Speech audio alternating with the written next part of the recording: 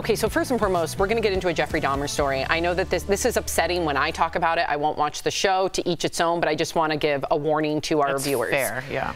All right, here we go. The sister of one of Jeffrey Dahmer's victims is upset over a new Netflix series about the killer. The 10-part series depicts Jeffrey's killing spree from 1978 to 1991.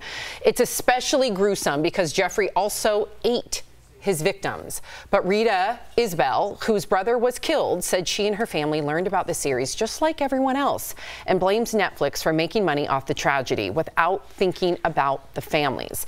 Now, back in 1992, Rita gave an emotional impact statement where she screamed at Jeffrey. This is how it played out in court. Take a look. I don't want to ever see my mother have to go through this again. Never, Jeffrey. Jeffrey, I hate you. I hate you. Something's out of control. Don't Jeffrey, I'll kill you.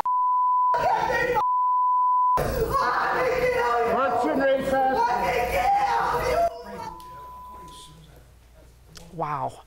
The scene was also recreated for the series. As you can see, it's so similar that when Rita saw it, she said it was like reliving the trauma all over again. Absolutely. I can't imagine losing your loved one to such a horrific incident, horrific person, and maybe you've somehow, I don't think you can ever get past that trauma, but maybe you've made some small strides with help and then this comes out?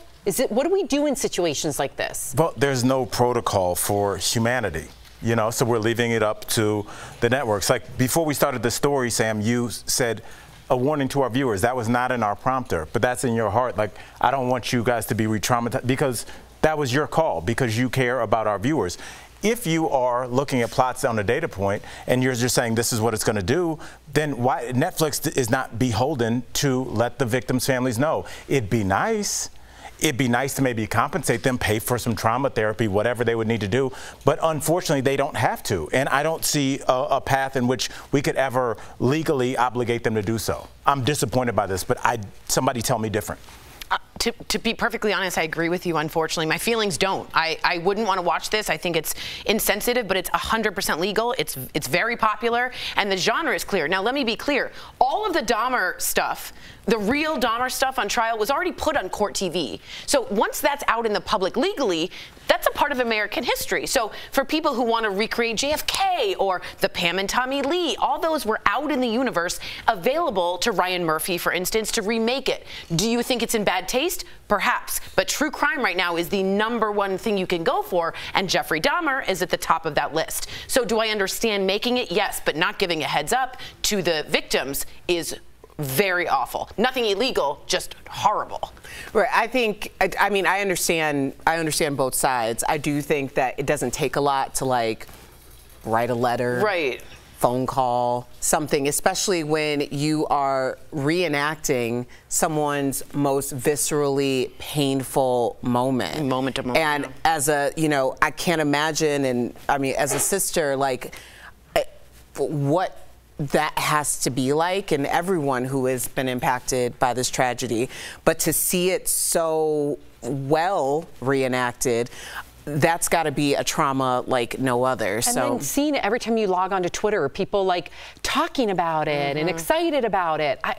Listen, they should have somehow had some sort of restitution, a percentage of something should have gone to the families. They should have thought about that. Yeah, but then the question becomes, do they have to do that for every story now? That's my question, slippery slope. If you do that for everything, now is it every family that gets it? It's so terrible, though. Yeah. Terrible.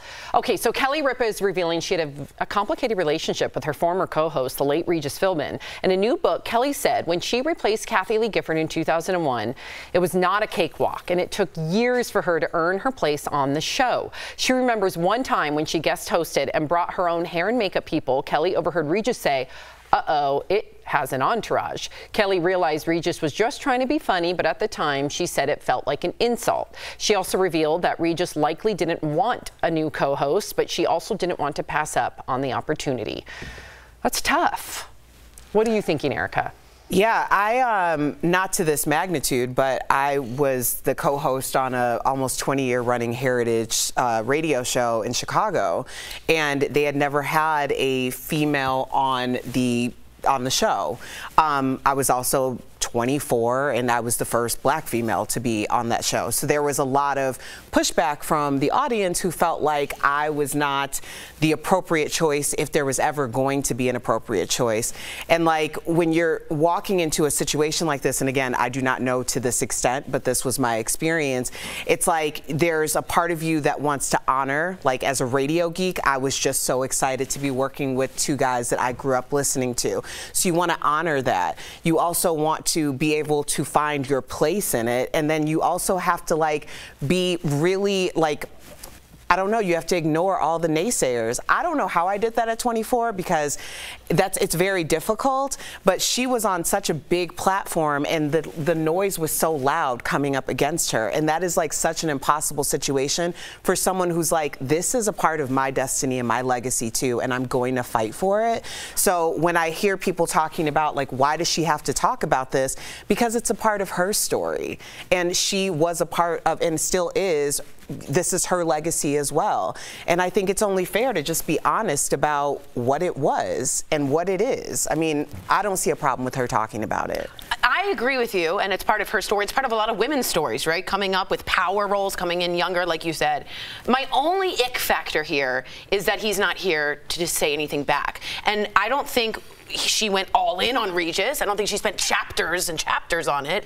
But I always feel when you kind of give a dig, it's always nice, like when you cross-examine someone, you can if they're passed away, because you can't cross-examine that person. You don't get to hear Regis's side of it. Like if someone made a joke about me being like, oh, it needs an entourage, I would think that's funny, but I could totally understand how it wouldn't be funny for someone else. So just context there is the only thing. I just wonder too, if you read the whole book, I'm sure there's many pleasant stories between she and Regis. Right. I feel like this is a sensational headline, and therefore people are going to prey upon that and blow it up bigger than what it is. Right. That's just me speculating. I have not read the book, but I would only imagine that there's also some beautiful nuggets in that book. I would think, if I'm wrong, that they did have many joyous moments together. They did, but if that happened, you need to put that in this initial statement, because you have to understand that this is probably going to be the lead story. She didn't put it in the statement. It got plucked from the book. I'm saying, but if it's in the book, you need to put that. At first, I thought Regis was acting this way, but then I realized that's just his way. You know who I think about all the jobs I have. Anybody watching us right now in the break room,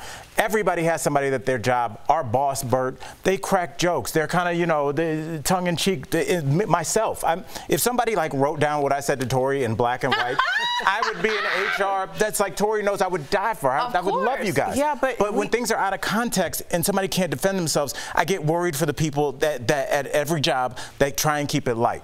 But this story is out of, like, this excerpt is out of context. People found that and they're running with that story, which is why I'm really in defense of the story being in the book, because if you're going to tell an honest story, it should be the good, the bad, the ugly, the indifferent. I mean, yes, we've been together for what, going on 6 years, Monday through Friday.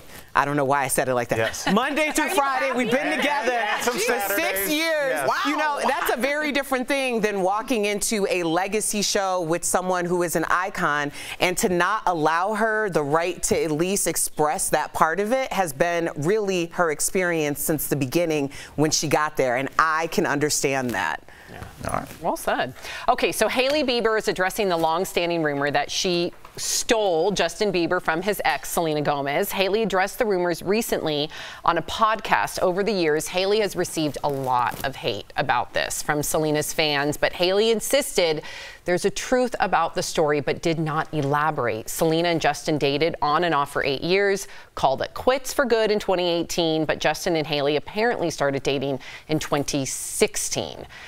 What do we think about even the narrative, Tori, that a woman can steal a man? What do you think about that? I think it's already biased and a bit slanted of, let's be honest, let's go back to big biblical times. Who took the apple? The woman. So it's all, I mean, it's sort of in there. See what y'all did? See? See what I'm saying? There's a sense that the temptress comes in, the vixen comes in. And I know for reading about her specifically, she gets death threats on the daily about people who are really obsessed with the other relationship. And she finally addressed it by doing this. I think it's a dangerous narrative to go with. I think we can move on. They've moved on. I just think it's dangerous. I don't know why people think you can steal somebody. Yes. Like, speak to them. You cannot steal a man, a woman, like that person was either halfway gone anyway. I know y'all gonna be mad at me, but I'm just telling you the truth. We trying to heal together, okay? No, you cannot come in and steal someone from someone else. And the idea that that's the narrative that is being put out there really absolves the person who was stolen from any culpability in the matter of being able to be taken. It's like, it makes no sense to me, and I understand the reason why people feel that way is because that's such an emotional time and situation to happen.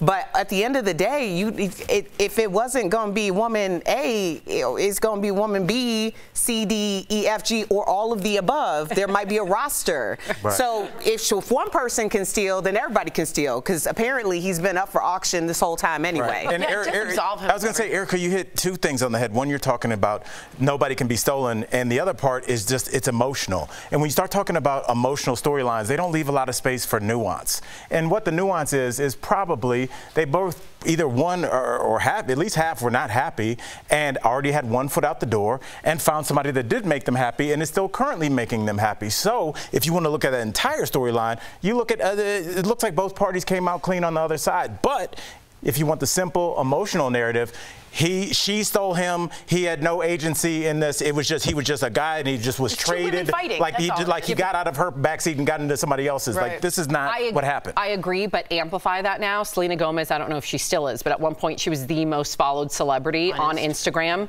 How many people? 100 and something million, 200 million, who knows? Imagine all of those core fans reaching out to you, slandering you, attacking your Instagram. Because I remember when this all started, and I'd go on Hailey Bieber's, I was working on a pop culture show at the time, and I'd go on Hailey Bieber's Instagram to see what the hate was. Her whole comment section would be flooded with Selena Gomez fans. So when does it cross that line, though, where you, as a celebrity, would take onus to say, hey, you guys got to stop? Like, almost like calling the dogs off, so to speak. I say that respectfully, but it got bad. I don't think people realize how bad it got. Absolutely. Yes. And that goes back to your point, excuse me, but just for regulating stuff. Right. Regulating that, and so that you're not inciting online bullying, cyberbullying, which it was. I don't know if do we have an example of somebody calling off their fans? Yeah, Bayhive has done it before. Yeah. Taylor's done it before, the Swifties. It's when they just all swarm. Right. I don't have any of that. In theory. We're like, Mom, you gotta stop, okay? Mommy, not again. I'll tell my 8 dummy accounts to stop it. Yeah.